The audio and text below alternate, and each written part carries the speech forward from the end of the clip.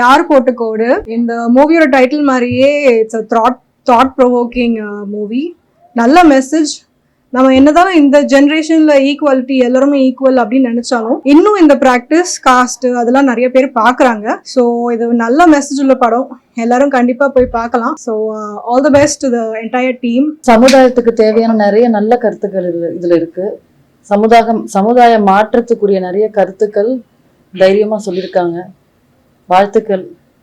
இந்த படம் நல்லபடியாக வெற்றி பண்ணணும்னு வாழ்த்து சொல்றேன். ஆக்சுவலி டைலாக்ஸ்லாம் ரொம்ப நல்லா இருந்தது. வசனம் நல்லா ஒரு மக்களுக்கு போய் சேர வேண்டிய வசனம் மாதிரி இருந்துச்சு.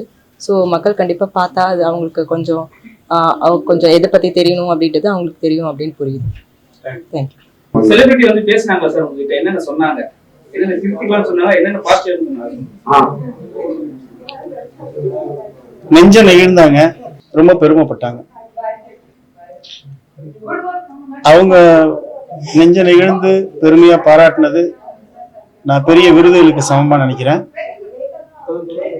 அண்ட் நீ படிக்கிற புத்தகத்தை சொல்லு, நீ யாருன்னு சொல்ற, உன் நண்பர்களை பத்தி சொல்லு, நீ யாருன்னு சொல்ற அப்படின்னு சொல்லுவாங்க. நான் எடுத்த படத்தை பாருங்க, நான் யாருன்னு உங்க எல்லாருக்கும் நல்லா தெரியும். நன்றிகள்.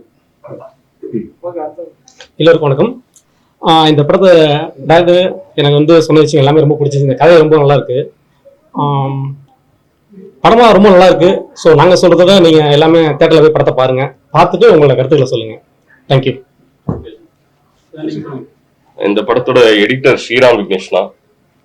ஆக்சுவலி எனக்கு ரொம்ப ஃபர்ஸ்ட் டைரக்டர் சொல்லும்போதே வந்துட்டு கதை ரொம்ப பிடிச்சிருந்துச்சு.